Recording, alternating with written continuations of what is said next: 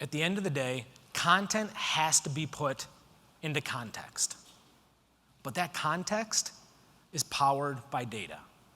The data about consumers, about where they are, about what they're doing, about where they're spending their time, right? You think about personalization. Personalization is not a nice to have anymore. It's what consumers expect. It's what they expect when they're at home, and their thermostat knows they're home, and so it adjusts it to one temperature. And when they're away, Nest adjusts their temperature a different direction. It's about the Fitbits and all the bands that you can wear that monitor you.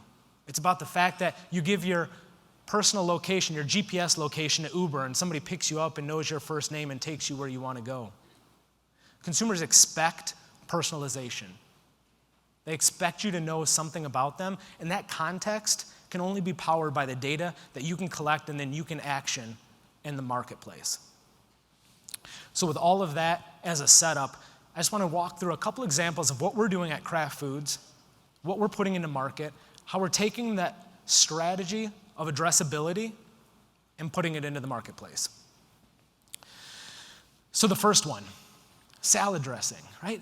Seeking ways to be culturally relevant to people who are just making dinner, salad dressing. So what we did with salad dressing was we started to look at the social data. We started to look at search data. We started to look at what people were searching on our recipe sites. And we saw a trend from consumers looking at salads as a side, right? Something that you made as an addition. You sat down and ate salad before dinner, or you ate it with your dinner, and transitioned into eating it for dinner, entree salads. Simple transition, but we were able to start to pick up on when that trend was happening, why it was happening, and what consumers were eating with their salads. And so we started to look at search behavior. We looked at social behavior. We looked at the behavior that they had on craftrecipes.com, and we overlaid that with purchase level information. Then I knew what proteins you purchased. First, I knew you were interested in entree salads as a dinner occasion, but secondly, then I knew you bought chicken, or you bought steak, or you bought ground beef. And I was able then to take a look at you and say, you're interested in entree salads, you've bought steak in the last week, why don't I actually serve you an ad that's relevant to you at this moment in time? So let's give you or chicken, right? A zesty grilled chicken salad, which is relevant to you because you have chicken and you're interested in entree salads. And on top of that, the Kraft salad dressing, Italian salad dressing, makes sense to help make that salad because it makes your dinner complete. Same thing with meat. We know you purchased it. We know you're interested in that salad. We'll match that up with classic ranch and deliver that advertising to you while you're looking for recipes to make that night. So just listening to consumers, understanding what they've bought, what they've searched, and delivering them a relevant message to solve that meal occasion for them just makes a lot of sense.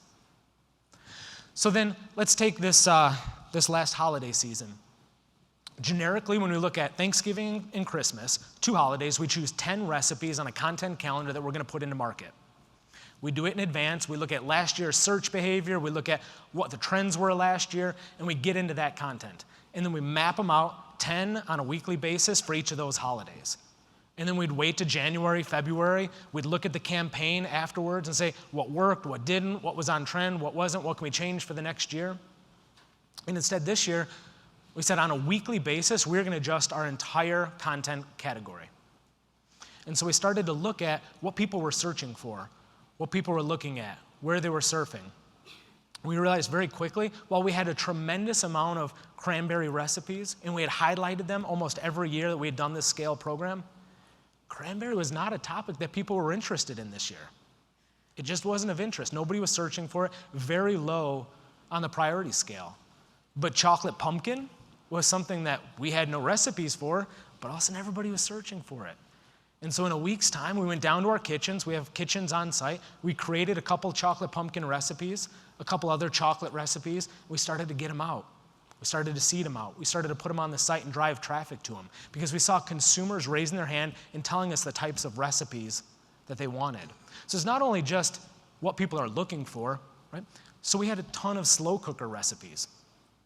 Every year during December, slow cooker recipes are a huge hit. People want to put them in the morning, come back after work, not have to cook, put it on the table, and feed their family because their lives are stressful and they're quick.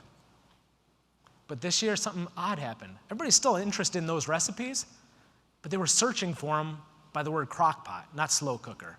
The vernacular had changed in a year. Even though the recipe was relevant, the vernacular had changed. And so as we watched the uptick in crock pot and watched no reaction on the slow cooker recipes, we went through and we renamed all of our recipes that had slow cooker in them quickly, right? In a day, 2 days. Renamed those, changed search, changed all of those things to focus on crock pot versus slow cooker. As you can see, the faster we can get access to the information, the more we pay attention to what consumers are actually looking for, the results are pretty dramatic. So if you look at this next one, this one's primarily mobile, right? You saw the game a couple weeks ago, 115 million people watched the game. And so Philly's going after millennials, and so we looked at it and said, how do we connect to them on the mobile handset? This is primarily mobile. We focused on them, where they were going to spend their time, and Twitter was a wonderful partner of ours in this journey on this program because they were able to let us set up a almost choose-your-own-adventure in the feed. We were able to say, what are you cooking with? What's the occasion? Is it an appetizer or a main meal? And we were able to give you an actual recipe directly in your feed. And then we were able to let you tweet it out. You could adjust it. You could talk about it. But you were able to send it out to your friends dynamically. And then by the end of that, you'd click through straight to the mobile experience and be able to look at the recipe, save it to your cart. You could buy the ingredients, all those kinds of things. But socially relevant. It's not just on the website. It's not just in banner ads. But being able to communicate to consumers in their Twitter feeds, off-site, on their mobile handset, where they are in culturally relevant times. They're looking for dips. They're looking for something for the Super Bowl. And we're able to deliver it to them where they were at. So the next one. We've talked about recipes. We talked about mobile. While we're a food company, it's not always just about food and recipes. It's not always just about looking at what kind of meal occasions people are looking for. It's just about great content that people are wanting to immerse themselves into.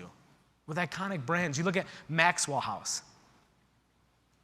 It's something people start their morning with every morning. When you're a Maxwell House drinker, you start your morning with that. You drink it mid-morning. It is a staple of your day. And it's really connected to that blue-collar, made-in-America type theme. And so we partnered with AOL to create a series called Made Right Here. And we were able to highlight companies that were that blue-collar theme, that connected to consumers about what was actually made by hand in the United States. And so we put the two of them together, and not only did we use data about those consumers and about companies that they were interested in finding the companies to highlight and Made Right Here, but then we also targeted that information around those companies, around interest bases, around geolocation, around a number of different platforms that we're able to communicate to those consumers, highlight the iconic brand of Maxwell House, connect it to a Made Right Here, blue-collar mentality of Made in America that consumers could connect with. So I'll say this, addressable. It's important. I call it, this entire industry has to understand that, and it's not just about digital. Addressable cannot continue to be just about digital. If we can't take this beyond digital, then we're all in trouble.